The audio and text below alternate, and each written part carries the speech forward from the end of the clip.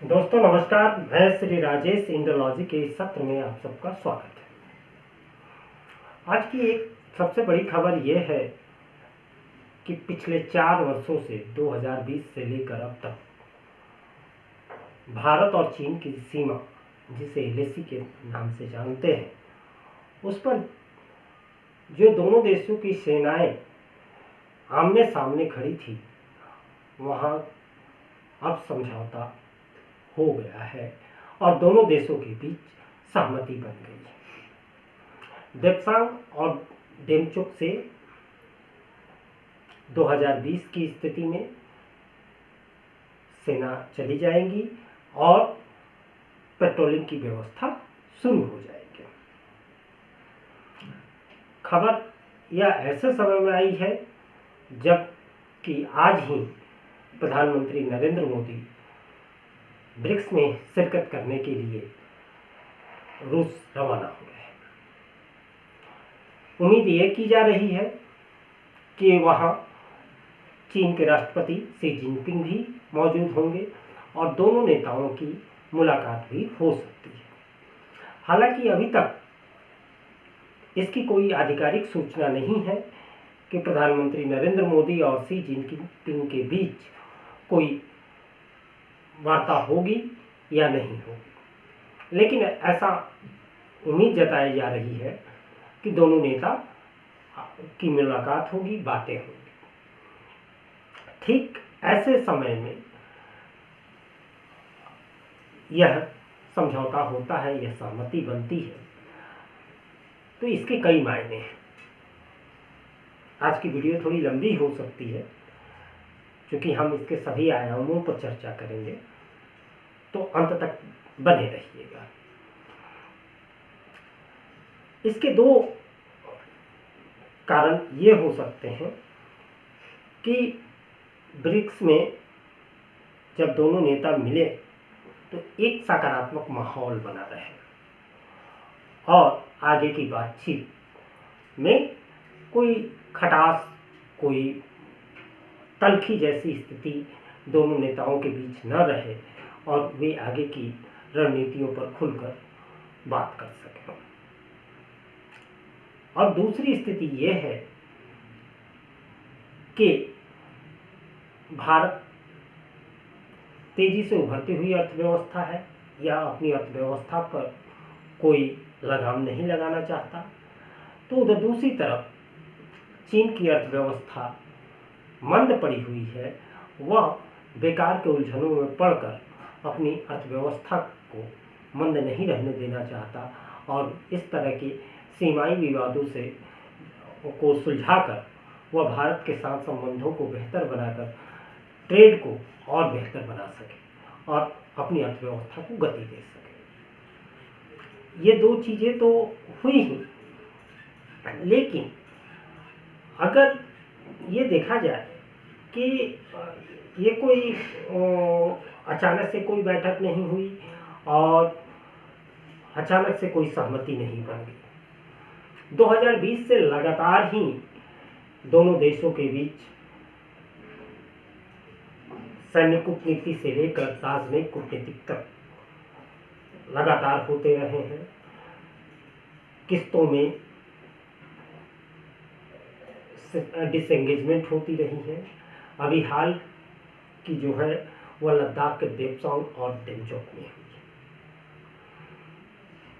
अगर यह ठीक ठाक रहता है तो ऑल इज वेल, सब कुछ बढ़िया रहता है तो बहुत बढ़िया।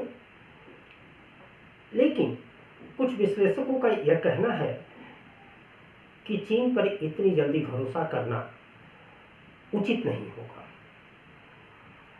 ब्रिक्स के बाद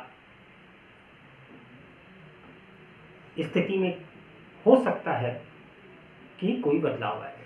हालांकि पिछले 4 वर्षों में जो वाकये हुए उसके बाद से दोनों देशों के बीच कोई एग्रेशन तो नहीं दिखी, लेकिन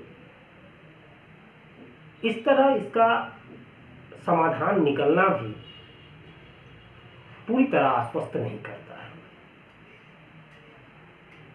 तो भारत के लिए यह समझना होगा और भारत सरकार इस पर स्वाभाविक है गौर की होगी और चीज़ों को मैनेज कर रही होगी। लेकिन अब आते हैं ब्रिक्स पर। तो ब्रिक्स चूंकि रूस में हो रहा है, रूस इस बार मेजबानी कर रहा है। इस 16वें ब्रिक्स का जो शिखर सम्मेलन है वह अन्य ब्रिक्स सम्मेलनों से कहीं ज़्यादा महत्वपूर्ण है। क्यों कि एक तो यह रूस में हो रहा है, दूसरा ब्रिक्स को एक एंटी वेस्ट ऑर्गेनाइजेशन के रूप में माना जाता है। हालांकि इस पर रूसी राष्ट्रपति व्लादिमीर पुतिन ने स्पष्ट किया है कि यह एंटी वेस्ट नहीं बल्कि नॉन वेस्ट है, लेकिन उनके इस कहने न कहने से जो परसेप्शन है वह बदल नहीं जाता और इसे एंटी वेस्ट के रूप में माना जाता है। और जिस तरह ब्रिक्स में शामिल होने वाले देशों की होड़ मची है वह निश्चित तौर पर वेस्ट के माथे पर सिकन तो ला ही रहा है। और ऐसे समय में रूस में होने वाले ब्रिक्स के इस 16वें शिखर सम्मेलन को हर तरफ से बेहतरीन बनाने के क्रम में रूस हो सकता है कि भारत और चीन के बीच इस समझौते को कराने में कोई पीछे के दरवाजे से कोई भूमिका निभा रहा। क्यों कि रूस के भारत से भी बेहतर संबंध है, ऐतिहासिक संबंध रहे हैं और चीन के साथ भी रूस के संबंध बेहतरीन है। ऐसे में इससे इनकार नहीं किया जा सकता कि रूस ने कोई भूमिका निभाई हो। अगर हालिया जियोपॉलिटिक्स के परिप्रेक्ष्य में देखें, अगर रूस, चीन और भारत ये तीनों की का एक गठबंधन अगर बन जाता है तो यह वेस्ट के लिए, खासकर अमेरिका के लिए एक बहुत बड़ा सदमा होगा। हालांकि ऐसा होने नहीं जा रहा है, लेकिन अगर जैसे ये सहमति ही बनी है, यह सहमति निश्चित तौर पर अमेरिका को भारत और चीन के बीच जो सीमा विवाद से संबंधित जो सहमति बनी है यह निश्चित ही अमेरिका को रास नहीं है। अमेरिका चीन के द्वारा जो एग्रेशन है उसी का को काउंटर करने का एक तरह से प्रलोभन देते हुए भारत के साथ अपने संबंधों को बना रहा है और चीन के को काउंटर करने के लिए भारत को एक माध्यम बनाता है। भारत भी ये अच्छी तरह समझता है। ऐसा नहीं है कि भारत की सरकार, यहाँ की डिप्लोमेसी, यहाँ के जो इंटेलेक्चुअल्स हैं ये अमेरिका की इस रणनीति को नहीं समझते, लेकिन इस समझने के बाद भी भारत अपनी नॉन अलाइनमेंट वाली पॉलिसी पर दृढ़ता से खड़ा होता है और एक साथ वह पश्चिम को भी मैनेज करता है और चीन को भी अपने स्तर पर मैनेज करता है। चीन को मैनेज करने के लिए वह अमेरिका से कोई सहयोग, न कूटनीतिक सहयोग या सामरिक सहयोग ऐसा नहीं लेता, लेकिन हाँ अपने सैन्य बल को मजबूत करने में जरूर भारत ने हाल के कुछ वर्षों में हथियारों की खरीद में अच्छी खासी रकम का निवेश किया है। साथ ही बॉर्डर इंफ्रास्ट्रक्चर को भी काफ़ी हद तक दुरुस्त किया है और हथियारों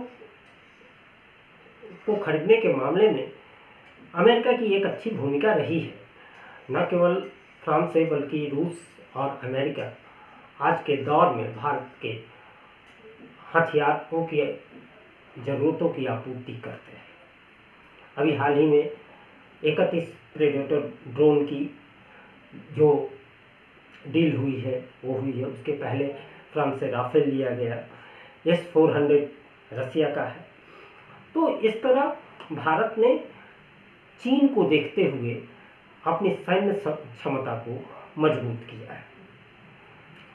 अब थोड़ा सा हम भारत चीन वाले चीज़ों से थोड़ा सा हट जाए और अमेरिका के नज़रिए से देखें तो अमेरिका भले ही भारत के साथ बहुत अच्छे संबंधों की वकालत करता है, लेकिन भारत को घेरने की कोई मौका छोड़ता भी नहीं है।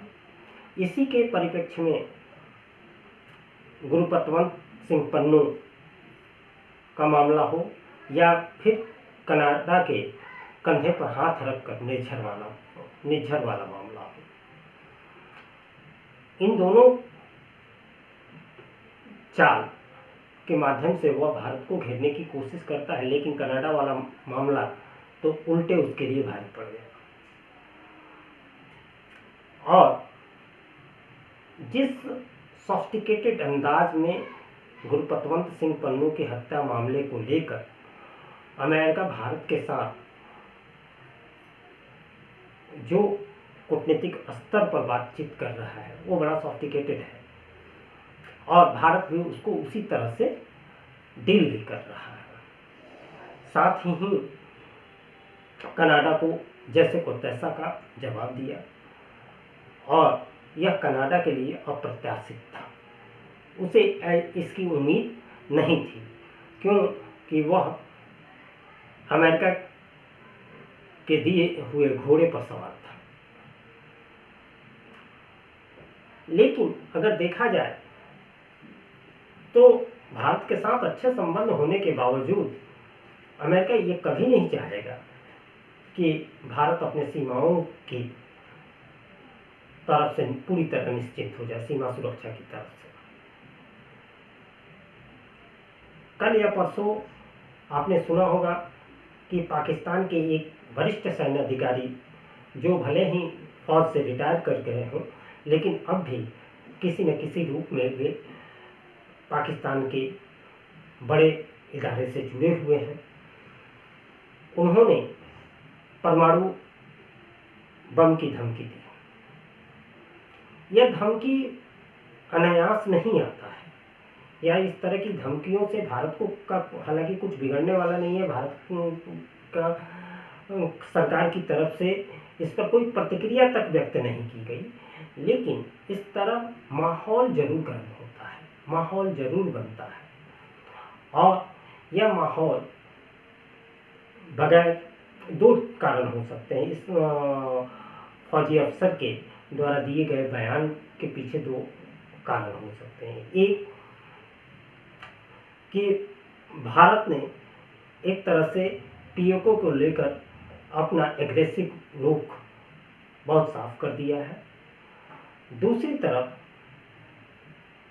अमेरिका की ओर से हिंट दिया गया हो कि भारत के संदर्भ में थोड़ी सी हॉट टॉक हो, और उसी के दरमियान उसी के संदर्भ में उसी को रेफरेंस लेते हुए उक्त अधिकारी ने यह बयान दिया होगा। एक और अमेरिका के लिए चिंतित होने वाली बात सामने आई, और वह हुई कि अब तक कश्मीर में जब भी कोई आतंकवादी हमला होता था, तो चाहे वह फारूक अब्दुल्ला की पार्टी हो या पीडीपी की हो, खुलकर ये उन्हें आतंकवादी तक नहीं कहते थे।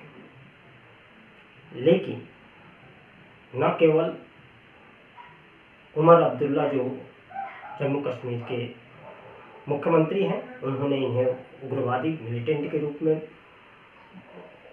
न केवल संबोधित किया, बल्कि उसके लिए जो आवश्यक कार्रवाई करने की बात है उसका समर्थन भी किया। उनके पिता फारूक अब्दुल्ला भी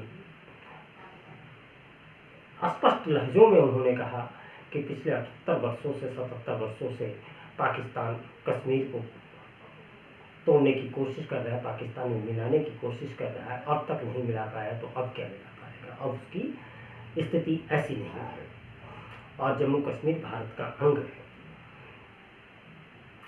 यह बातें जो है वह न केवल पाकिस्तान को नागवार तो गुजरी ही होगी, लेकिन अमेरिका को भी लगा होगा कि जो एक मोहरा था वहाँ जो भारत को थोड़ी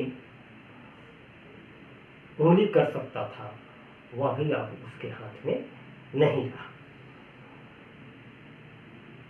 तो देखा जाए तो वेस्ट के लिए, अमेरिका के लिए खासकर इस रीजन से अभी लगातार उसे नकारात्मक चीज़ें ही मिलती आ रही हैं। और अब देखना ये होगा कि 22-23 तारीख को जो ब्रिक्स का सम्मेलन होता है उसमें ब्रिक्स के क्या एजेंडे होते हैं, किन किन एजेंडों पर सहमति बनती है, कितने नए देशों को इसकी सदस्यता मिलती है। इसके बाद कि दुनिया की जियोपॉलिटिक्स एक नए दिशा की ओर बढ़ेगी। डी डॉलराइजेशन की जो बात की जा रही है वह तो मोटे तौर पर अलग अलग देश अपनी लोकल करेंसी में ट्रेड करने ही लगे हैं। हालांकि अचानक ऐसा नहीं हुआ कि एक दिन दुनिया उठे और कहते कि अब हम डॉलर में व्यापार नहीं करेंगे, हम डॉलर का बहिष्कार करते हैं। ऐसा कभी नहीं होने वाला है। लेकिन जो डॉलर का आधिपत्य है वह धीरे धीरे धीरे धीरे खत्म होता दिख रहा है और यह प्रक्रिया धीरे धीरे ही चलेगी। और जो एक सुपर पावर का कॉन्सेप्ट था वह अब धीरे धीरे खत्म होते हुए एक ध्रुवीय दुनिया के बदले अब बहुध्रुवीय दुनिया बनती जा रही है। ऐसे में सबका अपना अपना स्टेक है और सब अपने देश के हितों के अनुरूप अपनी नीतियों के अनुसार दुनिया में संबंधों को, व्यापार को बढ़ाएंगे और उसके अनुसार ही दुनिया का एक प्रारूप बनेगा। यह वीडियो आपको कैसा लगा, आप अपने विचार जरूर साझा करें और वीडियो पसंद आया हो तो इसे लाइक करें, चैनल को सब्सक्राइब करें, बेल आइकन को जरूर दबाएं ताकि अगले वीडियो आपको उसकी नोटिफिकेशन आपको मिल सके। नमस्कार।